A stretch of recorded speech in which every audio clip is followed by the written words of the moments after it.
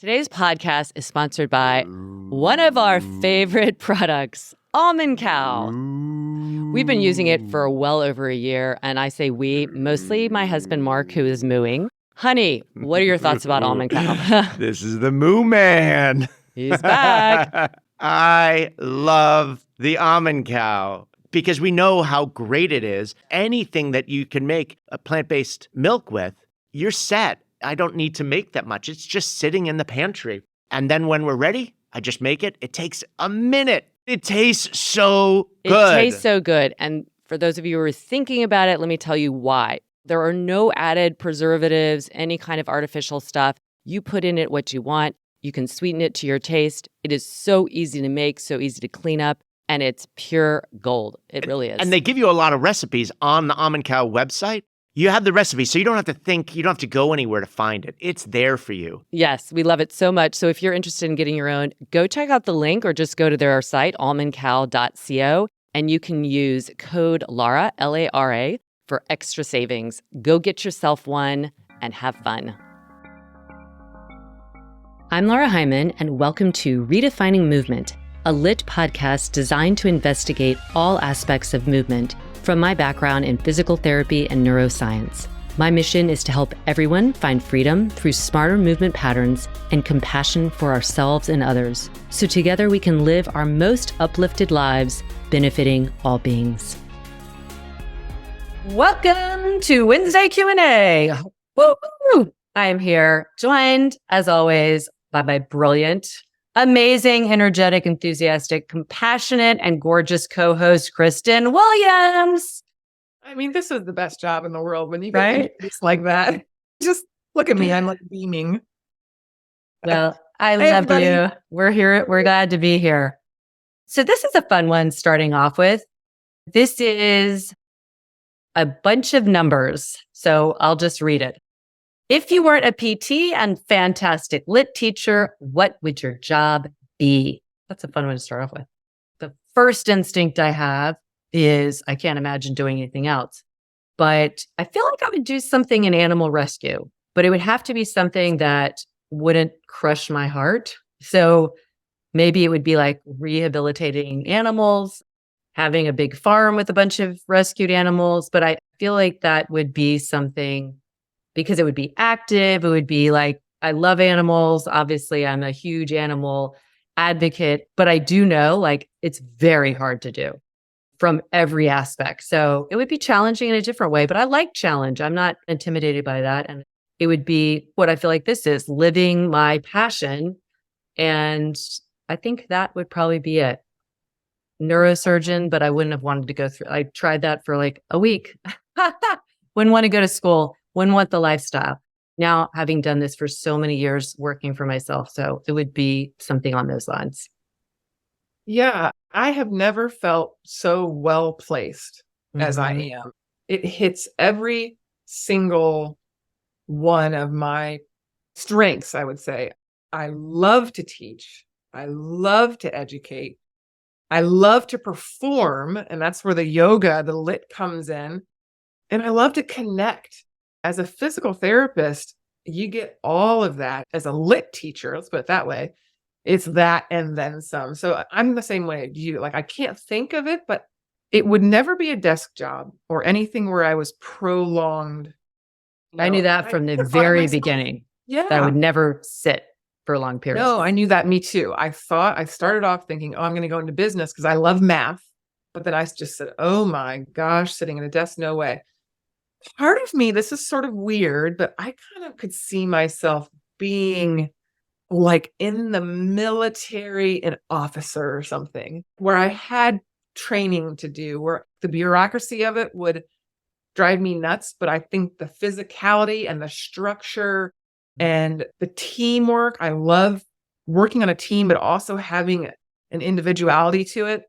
I've never been in the military, but you know what I mean? Like there's just something about that. I do like structure. I like having a schedule. I like having a regimen. But that being said, I get bored easily. So we're so similar. Oh my gosh. I can't imagine. Yes. Like if I don't have a structure and I have a day free, people that know me know it's a little bit, like I'm not very good with downtime. because I feel like I have it in my daily life. We've been together, like we do our stuff. We're, moving and grooving and having meetings, and then we'll go and read a book for an hour or something. Like, I feel like that's, again, the beauty of really embodying your passion so that your job, quote unquote, is really just an expression of you. And it's a way, of course, of making money, but you're making money in the way that's honoring who you are. And then you have, like, when you need to do something different within the day itself. So a day of downtime, and it's fine. Like, everybody needs it, but I feel dull. We're in the right profession, both of us. We like the regimen. We like the challenge. And especially, I feel like PTs in a clinic are feeling this. They feel dull. They feel bored because the system, the medical system that we're in, isn't allowing that creativity. And it's really tiring. I don't feel tired ever by what we do. So if you're thinking about doing what we're doing, that might be right for you. But I think it's really good to feel like, what do you want to wake up every day and feel excited to do? And yes, there's going to always be unexciting things. That's like part of it. But for the most part, it's like you wake up and you feel really awesome about it. Yeah, we're so lucky. Okay, on that note, we were just talking about LYT teachers. We had one of our LYT teachers write us, and I'm probably just going to not mention her name just for the sake of if any of her students were to listen. But she did get through our training, and other people have asked this too. So let's just say you are a yoga teacher or a movement teacher or a physical therapist or somebody, you might relate to some of this, but I think it's just general good discussion, which is how to deal with disrespectful students. You could put in there people. The other day I was teaching and a couple came and sat in the front row. It was all fine after Sun Cell 1, but after that, the couple did their own flow. It was distracting for me and other students too.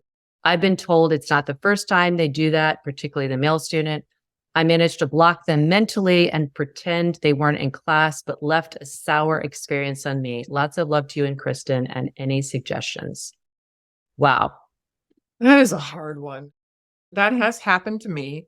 Sometimes the people who've done it, I've been like, really? Because like they might be someone who I really like as a person, but I can't think that I would ever do that I would come to somebody's class. I might modify for myself, but not completely do another flow.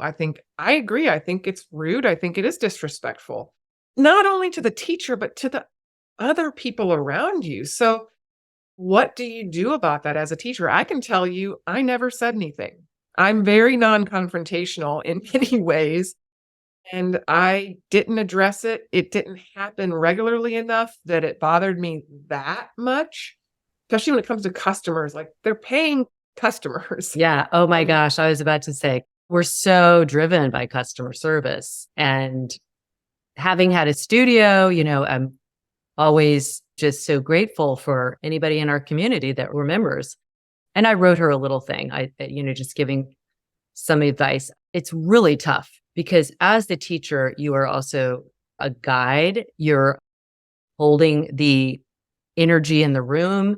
You're managing different maybe skill levels or abilities, different personalities. And then you throw that in the mix and it's distracting because it's in the front row. And so that is where I draw the line, because I'm like, it's one thing if you're doing something different and you just are over there doing it and everybody just recognizes there's an outlier here. But it's another if you can actually feel people being distracted by it. So this would happen sometimes in the studio, not that people are doing their own thing, but they would be talking or stopping or going out and talking when Shavasana was happening and you could still hear them. And so I'm like, if it is not just bothering me, but clearly bothering other people, that's when I would say something. It's hard because this is somebody who paid to be there. And you just wonder, like, why are you here if you're not even doing the things? So what I think I told her is just say, I'm fine with you doing whatever you want, but I'd like you to consider moving to the back because it's distracting other people who are trying to do what I'm instructing. That's really hard to say. It's not really confrontational, but it is being direct. And I have learned this over the years. I grew up in the South. Man, there's not a direct bone that I came into the world with. But I've learned there is such power in being clear. And you can have a lot of compassion and be really gentle. But again, when it starts to impact other people, then it's like, well, I'm kind of the mom, the leader, the guide, whatever in this area. I now have to respond to this because it is clearly upsetting other people. And that's what I told her. I said, you can do it in a really gentle way and fewer words are better. I appreciate you doing whatever you'd like, but I'd rather you do it in the back row because it's distracting. And then just walk away. And that person might choose not to come back, and that's fine. The fact that they go to other classes and do it makes me feel like somebody's trying to get attention. Then I think, okay, this person needs something. And that's where I try and be compassionate. But maybe not. Maybe they're just a narcissist. I have no idea. That's a good point. We're talking about like them being a paying customer. Well, so are the other people. You having the strength to say something is protecting the other people who did pay money not to be distracted. And who knows what they're doing. I'm guessing some sort of acrobatics of sort. I don't even know. Yeah. This is on a totally different note, but years ago, very early on in the studio, I don't know if you remember this or not, there was a studio across the street. This is early years. And this woman was a teacher and she came to every single class, like Monday through Saturday. She was a teacher at this other studio. She's lovely, wonderful person. And a few months in, maybe she'd been kind of 6 months or something, a few of my students told me, Lara, she's teaching whatever you did the day before, she's taking it and doing it there. And she's not giving you credit and she's not talking about the form of LYT or anything. And they were upset for me. And I was like, okay, well, that's not that great. I couldn't understand how you could do that. Like that just didn't seem very noble. It's really easy to just say, hey, I was inspired by a person, but to go and Xerox copy and then not take it on as your own. This went on. And then a few more students were saying that. And then it became like this thing. And so I was like, oh crap, what am I going to do with this knowledge? Like she's coming. I know it. I'm acting all nice. And so finally, one of my teachers said, you just need to go and take her class and see for yourself. LYT is a very specific method. Obviously, there's yoga and there's lots of shared things, but our specific way of doing things is very unique. And certainly 10 years ago was very unique. I felt nauseous about it. The reason I'm bringing this up is ultimately I had to do it for the other people that were affected. It would have affected them a lot more. And so this teacher, after I went there, she was clearly flustered. I think she switched and went back to her power flow that she normally does. But after class, she said, can we talk? And I was like, sure. And she said, I just want you to know, like, I'm so inspired by you. And she just was like diarrhea of the mouth. Like she knew I knew just by being there. I guess she knew. And she said, I'm so inspired by you. I can't really help myself. I've been taking some of this stuff and bringing it here. And she said all this stuff. And at the very end, she's like, but at the end of the day, I'm not you. And I was like, yes, except it's hurting my teachers because they paid to learn this and to teach it and to be a model of it. And that's what I care about. And that was like the hardest thing, but it was really important because that's what you have to think is who else is affected by this. And sometimes being passive is not helping because you got to speak up. Today's podcast is sponsored by AminoCo. I've been using AminoCo products for well over a year, and I really love them. I love the taste, but most importantly, I love the science-backed health benefits. Today, I'm going to tell you about Life. Life is the name of it. So Life is really great for those of us over age 40. Why? Because did you know muscle and heart function start to decline after age 40? So in clinical trials, Life has been shown to enhance the physical function and muscle strength while supporting normal cardiovascular health. So at age 53 and a half, I'm really concerned about maintaining my muscle density and of course my heart health. So I use this. I put 1 scoop in with water, but you could put it into a smoothie, you can put it into juice, and it is vegan, it is GMO free, and it is patent produced. It's an amazing, amazing product. And you can go to AminoCo.com. That's AminoCo.com/LYT and save 30%. All right. Speaking of LYT, Lovely Jane says, how would you say LYT is different than other yoga or movement practices? I love it so, so much and want to do it justice. How do you explain how it's different to those who haven't tried it? And by the way, who are those people? You need to go get LYT. That's very cute. Thank you, That's so Jane. cute. Jane, you're not the only one. We have a hard time. We're going through this been going through this rebranding over the last 6 months, I'd say, really trying to figure out how best to say just that in a succinct, understandable way, because we can wax poetic in all the ways we're different. And so can many of our teachers who've gone through our training. Once you've gone through it, it's clear what the difference is. How do you make that clear in an elevator speech? It is not easy. We were just talking about this, literally, you and I in a Zoom. That's why I'm laughing at this. This is so great. We're talking about like our differentiators, what are they? I think one of them we came up with is, we're rooted in science. What we're doing is based on neurology, physiology, kinesiology, it's all the ologies. It's the physical therapy that makes us different. It's Lara's background in neuro combined with physical therapy, combined with yoga, that has created a very specific method. So it's rooted in science. It's a combination of all different movement types. So we have the plyometric in there. We have the strength training principles in there. We have the dance in there. We have the yoga in there. We have the HIIT. It's not just one thing. So I think that's a big differentiator. I try to tell people it's yoga, but it's not yoga. It's so different than yoga. Lara, what are some of our other different? Well, I was saying this just the other day when I look back and I was starting to go on this detour from just kind of doing traditional vinyasa. And I was doing my neurodevelopmental stuff with my clients.